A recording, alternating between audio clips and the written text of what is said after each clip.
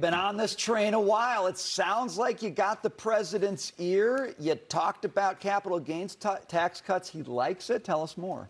Yeah, I mean, it was a conversation last week on a lot of topics, but we got around to that. And he was very keen on it. He's always been keen on it, actually.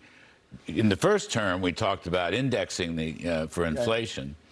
And he wanted to do it through executive order. But the Treasury Department lawyers have always blocked it. It's like a historic thing, so it would require legislation. There's two policy issues here, and the president liked both of them. One is don't make people pay the Biden inflation tax, so index for inflation. I don't know why. The income tax code is indexed for inflation. The corporate code is indexed for inflation, but we never got around to the capital gains. So that's one. And as Kevin said, cumulatively, the Biden inflation was about 21%. I think the number was 21.4%. Okay. Second point is housing, selling a home, which is a very big deal. And housing is not good. We had existing home sales fell again yesterday or the day before was reported. So I said there's an allowance, there's an exemption on capital gains. Yeah. Okay. And it hasn't been changed since 1997.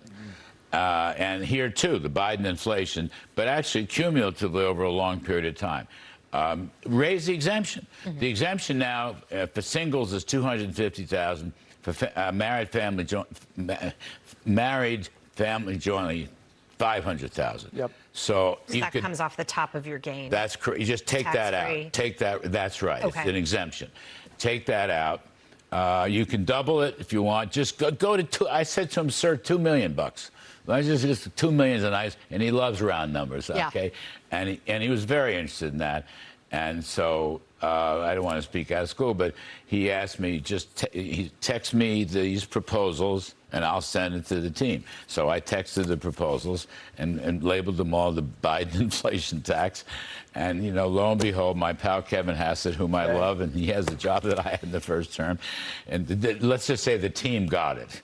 And so now they're talking about it, and I think that's great. Look, I don't think, again, the bungling Senate will not pass this. They should. It should be part of the budget bill, along with the waste, fraud, and abuse and corruption stuff, but they won't. So at least talk about it. Message it. Tell people, if you reelect us, here's what we're going to do in the last couple years of the Trump administration. And that's legit. Now, look, you could get a budget done when they come back in September. All right, I wouldn't hold my breath, but you could theoretically get a decent budget done and stick this into it. And look, you'd be helping. The deal here is empty nesters. Right. You own your house for 30, 40 years. The kids leave, right? You don't need 4 or 5 bedrooms. You don't need these big things. But you can't sell it because it'll cost you $500,000. So improve your after-tax gain by increasing the exemption. Well, I just want to point out from Steve Moore. So, and I love the way that he phrases this.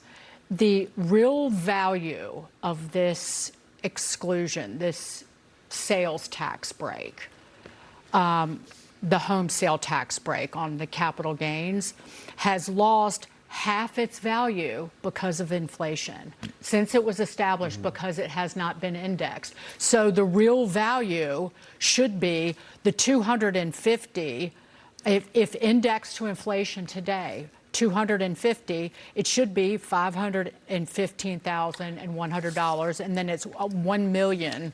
Right. For the $500,000. Well, and I like that you're starting at $2 million. Right. Well, that. I'm just saying, I like that you have lost value. The CPI has gone up since 1997, which is the last time we looked at this. The CPI has gone up 108%. Okay, a lot. Yeah. So it's a double. All right. So fix it. Just fix it. Help folks. You're not. It's not about rich people. Rich people don't care about this stuff. It's about middle-income people who've owned this home forever. And the inflation buildup keeps take it out. And the president, bless his heart, he loves the law of big numbers. So I say, go on, sir, 2 million. Let's make it 2 million. He says, yeah, okay, I'm really I into also 2 million. think there'd be a couple of residual actions from this, which is number one, we talk about housing problems and the boomers locking up these properties. So it would make them more willing to sell them. Yes. Also, if you're not getting taxed up the wazoo, you might be a little bit more flexible on your price. I mean, there's a lot of aspects to all these negotiations that would help the market. Yeah. Absolutely. No, Well, I think 100%. Because you're trying to, look, the housing problem, the housing cost problem is a supply problem, okay? It's not a demand problem. It's a supply problem. There's not enough houses on the market.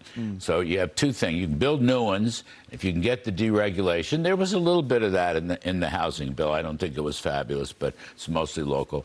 You know, or you can make it easier to sell. You put the thing on the market, and then the market price will adjust. It'll be what it's going to be. So anyway, it's alive and well.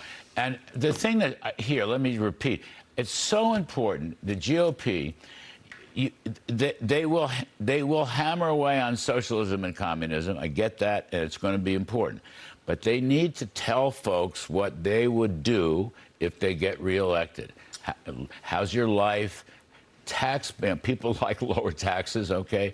It's part of the affordability issue. I mean, listen, all these crazy-ass Democrats, they want to raise your taxes. They want to double your taxes.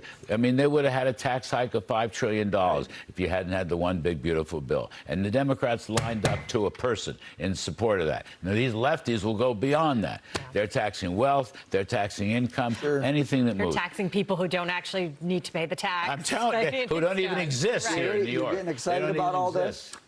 I think Larry said everything that I planned to say about this, because having covered housing for a very long time, the market needs help, but the kind of prescriptions you hear coming out of Washington are always like muddling in the sauce. It's all stuff that's going to have bad implications down the road.